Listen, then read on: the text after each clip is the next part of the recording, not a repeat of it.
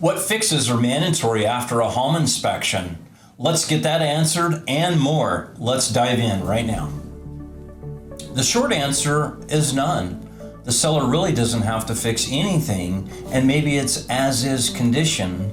But here in Bakersfield, in California, there are a couple of disclosures that's required on the seller transfer of property, that the seller must double strap the water heater. Hey, we're in earthquake country, and for the most part, health and safety, smoke detectors, carbon monoxide. That is mandatory, that those must be installed and in the correct location per the state guidelines and local jurisdictions. So make sure those two items are mandatory.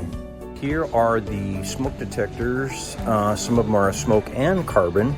So if you need a dual one in the hallway, choose that one because that's required, and it'll eliminate just a single carbon monoxide. So anyway, there are a lot of decisions, a lot of choices to make. Make sure you grab the right one. Is it hardwired? Is it battery? A lot of them are 10-year lithium ion. So let's take a look.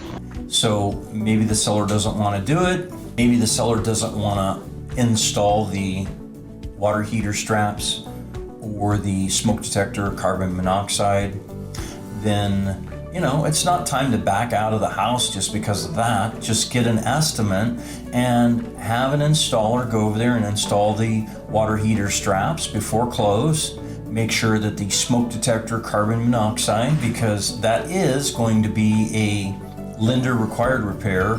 The appraiser is going to call that out. So that is something that's going to have to be done. Hey, in this seller's market, there's not many buyers asking for a home inspection, but you as a buyer, be the smart one, have an inspection, even if it's for your own knowledge. That way you get a list of items that are maybe a health and safety, maybe just a repair item. It gives you a peace of mind, right? So you get a repair list, and you can sit down with your realtor after the inspection. You can go through and provide the seller with a request to repairs, and maybe some of those things are health and safety, and maybe they're just normal repair items. But normal wear and tear is generally not something that an inspector will actually call out. He may just call it out as maintenance. But yeah, if the heating unit doesn't work, or the air conditioning doesn't work, or something is a health and safety, exposed wiring, then yeah, maybe that is a mandatory fix. But just provide the seller with that request of repairs. It's in writing, and do that before your due diligence period is over, and that way you're protected in case there's some major catastrophic issues. And hey, you might decide, should I really keep moving forward? In our next video, we're going to talk about when to walk away after an inspection. Maybe that's something that you might want to think about. Is it really worth it to walk away? You just have to make that personal decision. So on that request of repairs, there may be minor items, there may be major items, or there may be health and safety items. So you might have to get a contractor involved, get some estimates for repairs, and come up with a dollar figure, and then you'll have an honest estimate for your request of repairs.